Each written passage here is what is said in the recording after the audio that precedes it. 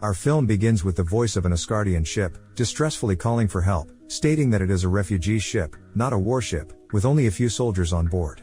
Then we shift to the ship itself and learn that the distress call was indeed received. However, instead of a rescue, it was Thanos' children who were there.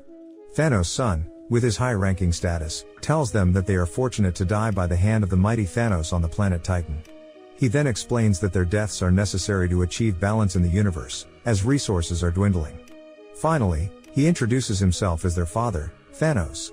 Thanos warns them that they make his task much harder every time they resist and rebel against him. He questions how they can endure the pain repeatedly and continue to resist. He orders Loki to bring him the Tesseract, while holding Thor captive. Thor challenges Thanos, mentioning that the Tesseract was destroyed on Asgard while they were being attacked. Thanos mocks him and starts torturing Thor in front of his adoptive brother Loki, who can't bear to see Thor in pain. Loki finally reveals the Tesseract's location and hands it over to Thanos. Then, the Asgardian gatekeeper travels to the spirit realm, seeking the assistance of the sorcerers who provide him with their dark magic for one last time.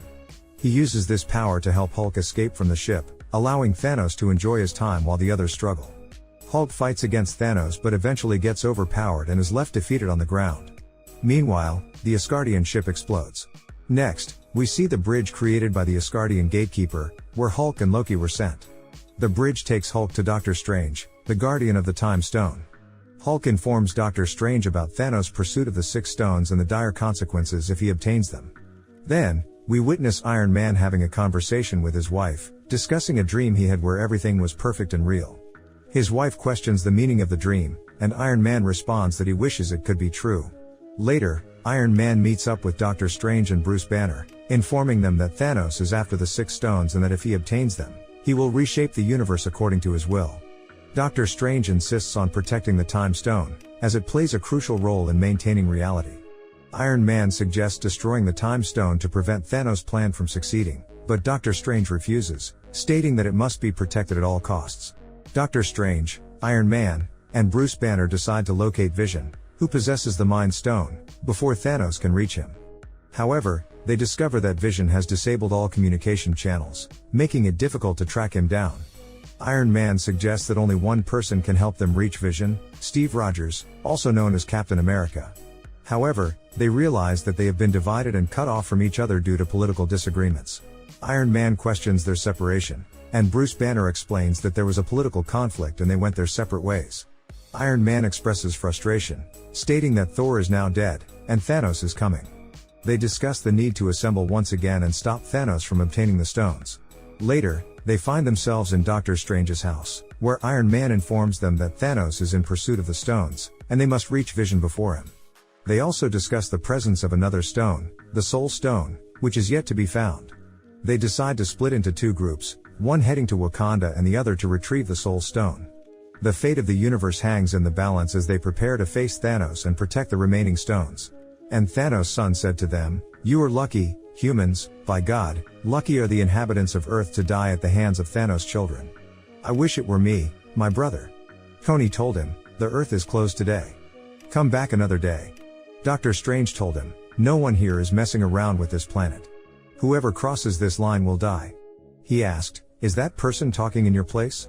He replied, "No, of course not." He said, "Then tell him to shut up." Tony told him, "This person will beat you up, Shafiq, you who are in SpongeBob SquarePants." Bruce tries to join them, but he can't transform into the Hulk and is struggling, but there's nothing there. Doctor Strange's assistant tells him, "With your permission, sir, if he can't help us, let him disappear somewhere else." And then Tony puts on his Iron Man suit and starts attacking those with Shafiq the Squid until he falls, and Shafiq retaliates and hits those behind him, and Tony blasts him away. Bruce tries to reassure him, but then the man hits him again, and Bruce tries to bring out the Hulk, but he refuses to come out. The man was about to kill Iron Man, but Spider-Man appears and says, "Hey, Peter, where have you been, my boy?" Peter says, "I was on a school trip, but I thought I'd swing by to see if there's any trouble." The man asks, "Are these aliens coming to take the necklace from us?"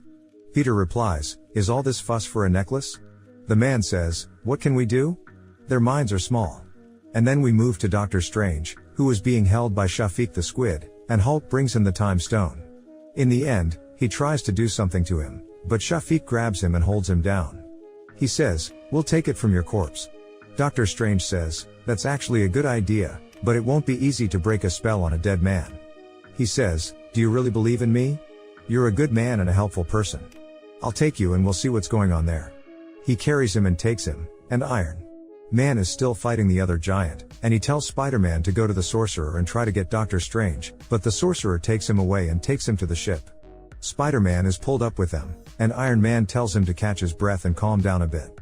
Then he goes back to the giant, and Doctor Strange's assistant comes back with him to help kill him because they are fed up. Then Doctor Strange's assistant manages to open a portal to another place and pushes him there, and when he tries to return, they close the gate on him and cut off his hand. Then Peter cries out for help, and at that moment, Iron Man arrives and tells him to hold on, as the oxygen is running out.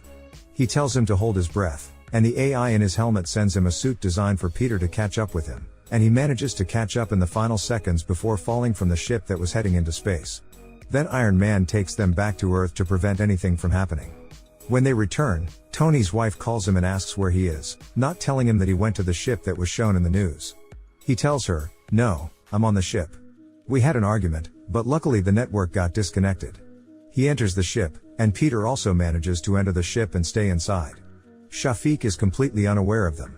Meanwhile, Bruce is still on Earth, and after all the beating, he finds the Nokia phone that Iron Man uses to contact Steve Rogers. He opens the phone, and Doctor Strange's assistant goes to see what they can do. He is determined to bring them, but she tells him, "No, trust me, let me talk to Steve." Then we move to the Guardians of the Galaxy in their ship, enjoying their time and traveling through space. Then they receive a distress call, and their leader tells them it must be a reward for their game. She says, "Come on, don't you understand distress signals? We should help them." He says, "Yeah, when we help them, they'll reward us. Okay, let's go." They arrive there and find a massacre. He tells them to turn off the music and says, "What is this?" They've turned it into a slaughterhouse. They find flying bodies and scattered limbs and spare parts everywhere. Then a body hits the windshield, and Thor emerges. He opens his eyes, and they realize he is alive. They take him with them, and he faints. Gamora tells them, he feels anger, sadness, grief, and intense regret. She says, "Stop touching him, is it because of his muscles? By the way, I started a diet and gym, but I gave up because it's pointless." Then they tell her, "Just don't touch him, and take his body and go to the ship." Then we switch to Gamora as a child, remembering her beginning with Thanos and his men when they divided the planet into two halves and intended to make her a queen and right for them to kill half the planet. He tells her, "Look, my child, if we point this knife in this direction, it will go straight." She says, "Yes, that's how the planet will be if its population increases." Then they killed half the population of her planet, including her mother. Then she returns to reality on the ship and tells her lover, the ship's captain, "I have a small request for you." He asks, "What is it?" She says, "If I ever fall into Thanos' hands, kill me so that we don't all get upset." He asks, "Why? Tell me." She says, "If I tell you, we won't benefit from it, but swear on the holy book." He says, "I'll kill you if you fall into his hands." Then they go to nowhere and find Thanos holding the collector, torturing him for the stone. They approach to ambush him and try to kill him. Amazingly, everything goes according to plan. They kill him, and Gamora stabs him with a dagger he gave her. And then everything disappears, and we discover that Thanos had control over all of that with the reality stone he obtained early on. He said, "I knew you were coming, by God." Then he looked at his palm to signal the agreed upon plan, but it failed. Thanos asked him, "What did she say to you? Did she tell you to kill her? Will you actually kill her?" He said, "Come on, let's go. 1, 2, 3, he approaches her and indeed shoots her, but it turns out to be a water pistol. Thanos used the reality stone to deceive him. He laughed, took it, and walked away, saying that he liked it. Then we moved to the Avengers, who gathered at their headquarters and confronted the government after their previous conflict. But now the planet needs them, and if no one takes action, half of the planet will be doomed. Vision tells them that they need to destroy the Mind Stone, but his beloved says, "Are you willing to let all those lives go to waste?" He replies, "It's the only solution. We must prevent Thanos from taking the stone and wiping out half of the planet. We need to awaken a certain individual for the planet to survive." Bruce suggests an alternative, but it would require a lot of time, resources, and technology that they don't have. Captain America tells them that he knows a place, Wakanda, which is a paradise and has advanced technology. Then we shift to Doctor Strange, who was captured from the beginning of the film, and Thanos' son tortures him. Tony meets him, talks to him, and encounters Spider-Man. He asks, "Didn't I tell you this is serious? Why did you come?" Peter replies, "I couldn't leave you, sir. I won't abandon you." Then Thanos' son continues torturing Doctor Strange until they intervene. He threatens to kill them both, saying they are not worthy. Just as he's about to strike, Iron Man says, "I've read the script, and we will kill you." Raj opens a portal in the ship and escapes. He freezes and dies in space. Then they contemplate their next move and decide to confront Thanos on his own turf instead of risking the destruction of Earth. At least they know he's coming and have seen the location beforehand. They all agree on this plan. Then we shift to Gamora, who is on Thanos' ship. Her mother threatens her, and she mocks him. He asks her to show him where the Soul Stone is and sacrifices her. Gamora laughs and tells him that she has already seen his weakness.